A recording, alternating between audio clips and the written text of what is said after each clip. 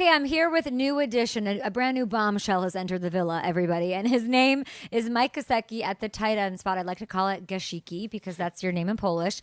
I'm surprised that Joe and JaMarr let you in the door with that gritty performance that you had in your history. Yeah, I've tried to completely stay away from that conversation with JaMarr, but I'm sure at some point it's going to come up. It's never come up. I mean, he's not on the field, but he's around the team with practice. Oh, yeah. Yeah. Yeah, I mean, we talked about it very quickly in the weight room once, and I think we're just going to keep it as is. Yeah. Have you been practicing, doing reps? I know you're on the Jug Machines. I'm talking about the gritty. Yeah. Unfortunately for all the people that know how to do the gritty, I have not been practicing, so it's not going to improve, but I think that's what makes mine, kind of funny. Mike, it is going to improve because I think you're going to have a lot of reps on the field this year in that end zone with that gritty and maybe with osmosis with JaMarr Chase. You, last year, bit of a mess with the offense. Yeah. Miami also they don't really use the tight end. Joe Burrow has given and worked with tight ends to give them career years here in Cincinnati. How excited are you to be here? Yeah, that was definitely one of the big things that I was focused on coming into free agency, and I knew that there was an opportunity here, and obviously with this offense, with the talent that they have, figured that I could come here and hopefully make a couple plays at the tight end at the tight end spot.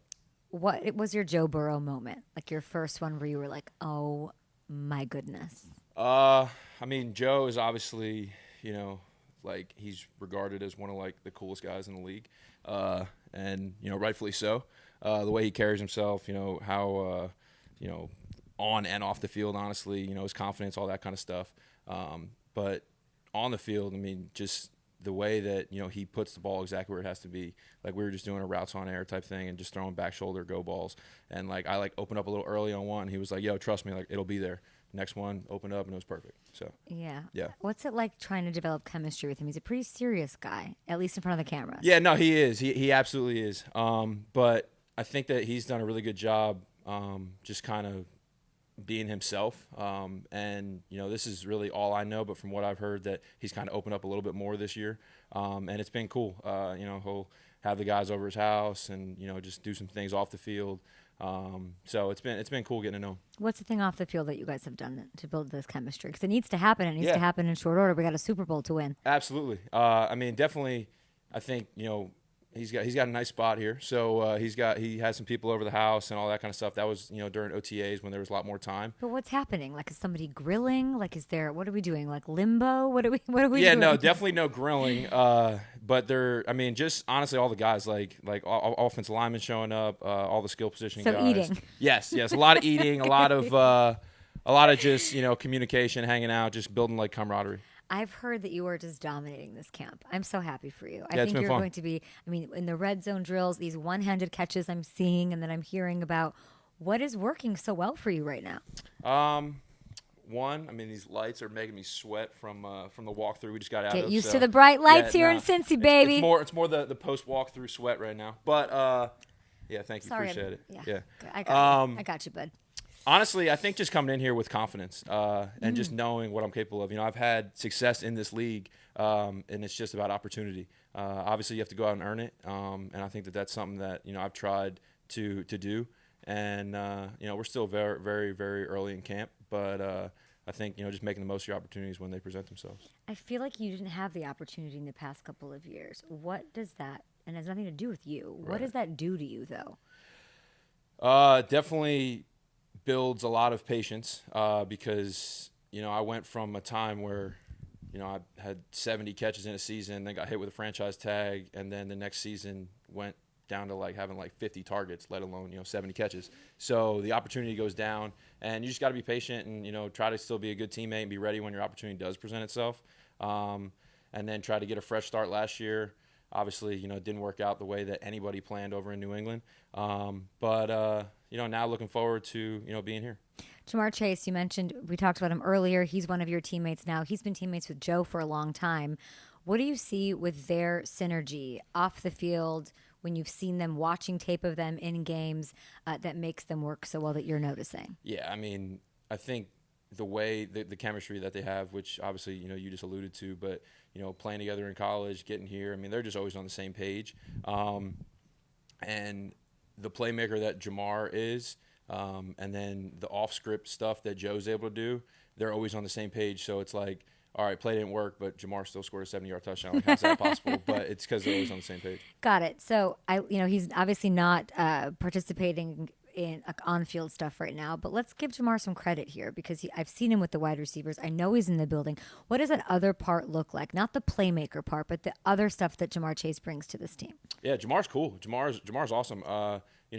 Obviously, you see, him on TV and him during games, stuff like that, but I didn't, know what to expect from personality-wise. But, I mean, first time I met him, joking around, having fun. Obviously, we haven't had him at, practice, full participant and stuff like that yet. But involved heavily with small coaching points and how he sees certain routes and things like that, which is great for me. I mean, because if I can learn from one of the best in the game, why not? I love that. Yeah. Breakout year coming here in Cincinnati. Tell me about the fan base. Have you noticed any of the elements that make them as special as I think they are? Yeah, it's been super cool. So when I first signed here in March, one of the first people that reached out to me was Ryan Fitzpatrick, and he played everywhere, but this was one of his many stops, and he was like, "Yo, you're gonna love Cincinnati," and I was like, all right, it's definitely not so cool. It's definitely not South Florida and the stuff that I was used to.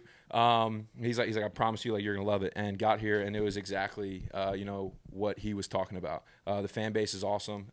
They care about the Bengals and the Reds. It's cool. I feel like I've gotten recognized more in Cincinnati than I did all of last year in Boston. It's been really cool to to just kind of see our fans and the way that practice is, where this field is across the street, they're standing out there every day, so whether cool. it was in May for OTAs or now for training camp.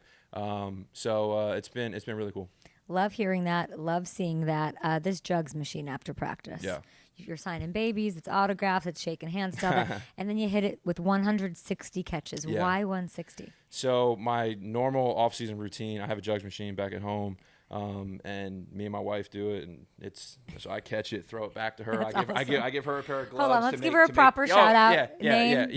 Hallie. Hallie deserves a ton of credit. So any of the catches that you see this year, it's starting in the backyard at our house. And I do 200 in that, but that involves moving the Jug Machine up and down, because I do a high ball and a low ball. And when we're out here, there's a lot of guys trying to get work, so I'm not trying to hold anybody up. So I do 160. So I cut those 40 out.